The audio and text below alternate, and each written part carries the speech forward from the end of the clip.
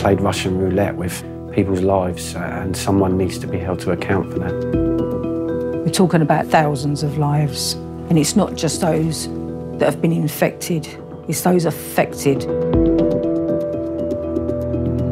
I say we should have done things differently, if only we could relive that past. So someone is responsible, and oh boy, I would love to look them in the eye.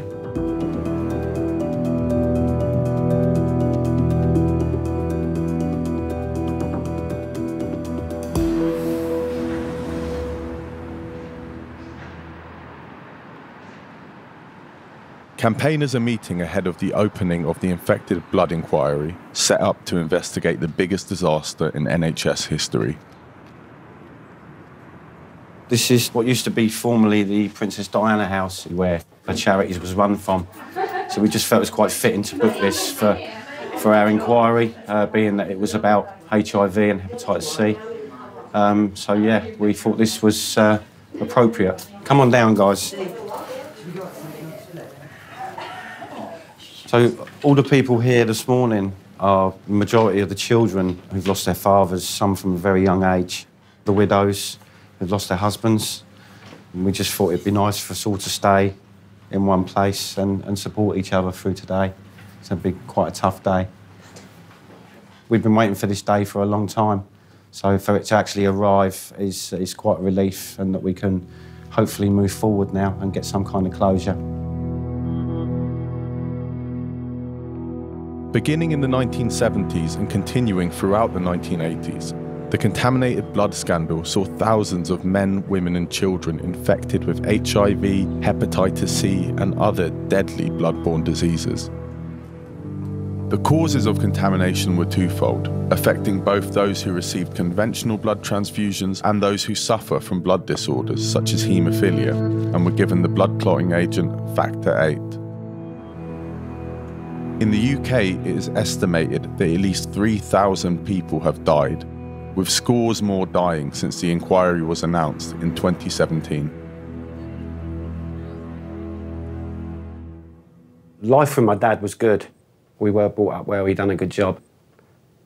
Yeah, a hard-working man, a clever man, was going places. I first noticed my father deteriorating in 1984. We went to look at a house in the Rhondda Valley. Dad had been offered a position in Lantrisant, and that never happened. It just stopped. That's when things took a dramatic turn in our family. Round about the last week of August in 1984, car pulled up outside the house. A couple of people had got out in suits, and I went with them, the social services. We were taken to a room within the children's home, a private room, where my dad sat me down and told me he was HIV positive. I was terribly upset. I'd been reading newspaper headlines at that time of a gay plague. That was how it was portrayed. The stigma was terrible. It was something you didn't speak about. There was no treatment. At that point, I knew my dad was going to die. There was no hope for him at all. And that was actually the last time I saw him. He died 6 months later of the HIV infection. And I actually consider myself fairly lucky that I didn't witness the full horrors of what actually happened to him. Him sending me away was to protect me. That's what he did. He got me safe. Tony's father and several other members of his family suffered from mild haemophilia and were prescribed Factor VIII, a revolutionary new treatment that would later prove deadly. The problems with Factor VIII came in part from the production process, with blood from up to 60,000 different donors mixed together in huge vats. Due to shortages, the product was imported from the US, where people were paid to donate blood. This attracted drug users, sex workers, and prisoners, sections of the population with a high risk of blood-borne infection. It would only take one donor's infected blood to contaminate an entire batch.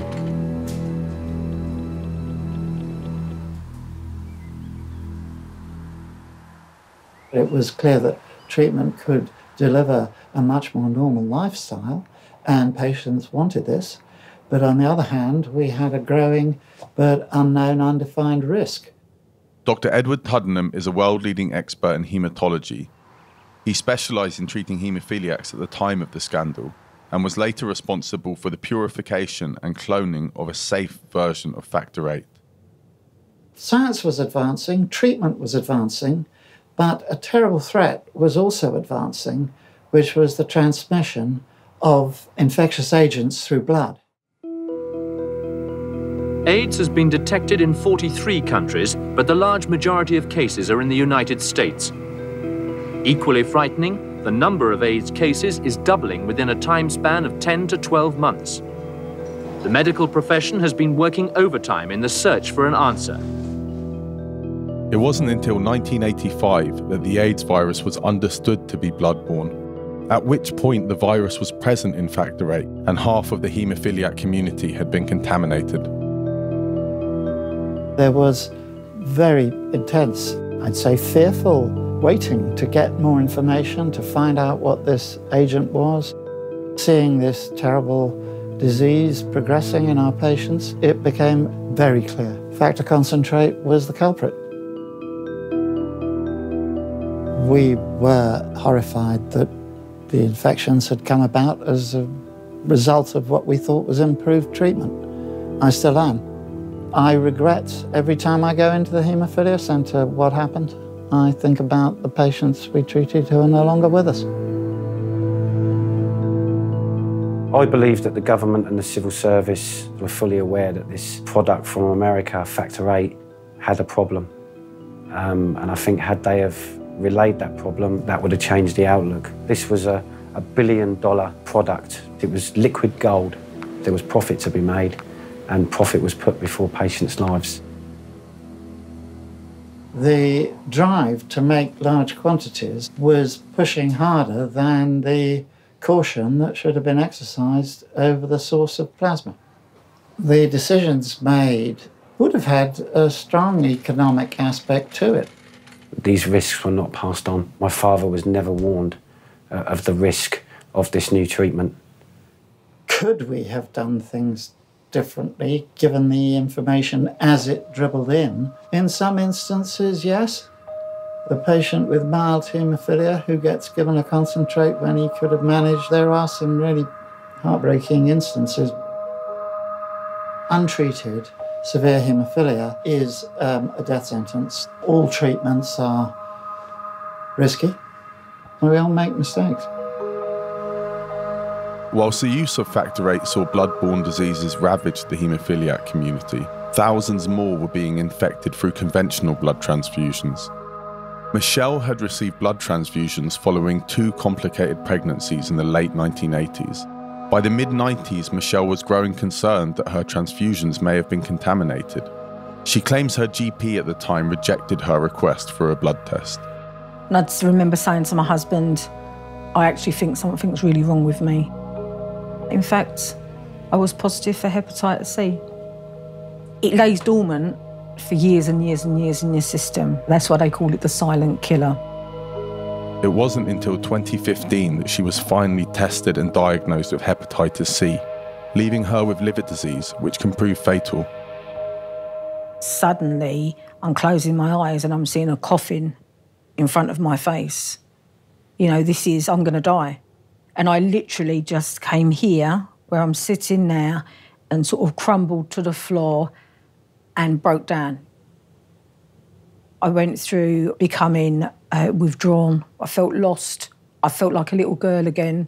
I can remember sitting in the bath and scrubbing my arms and legs, almost making my skin bleed because I felt that stigma, that disgust that I'd got this in my system. My daughter got married last November, and when she walked down the aisle, I cried because I never thought I'd get to that stage to see that happen. I could literally sit here and pull 8 teeth out, literally. That's how bad hepatitis C is. But it should never have got to that stage. I should never have been turned around by that GP. He should have tested me there and then. Why didn't he test me? I just can't get my head round that they knew about hepatitis, but they were still giving blood transfusions. How many people might be dying? How many people have died? How many people were told, don't be silly, you won't have that, go away, and we refused to be tested? Hundreds will die before this inquiry ends. Hundreds of people will go to their graves with no sense of justice. If that decision was taken that is scandalous and should be exposed and suitably punished, could it have been said of anyone in the pharmaceutical industry? Well, it has been said. Could it be said of anyone in government? That is possible. However that decision was taken cannot now be established because the records have disappeared. We're talking about lives, thousands of lives. And it's not just those that have been infected, it's those affected and those that are left to deal with the misery, the sadness, and those unanswered questions of why. I was 14 when my father died. I was 12 years old when it all started. And by the time this is all over, the best part of 4 decades of my life would have been spent on this. You hope in all hope that our day's coming, and it starts today. This is really, really important. It's important for us. I personally need closure, and I can't close the door until I've got my questions answered, so I can move on with whatever little part of my life I've got left.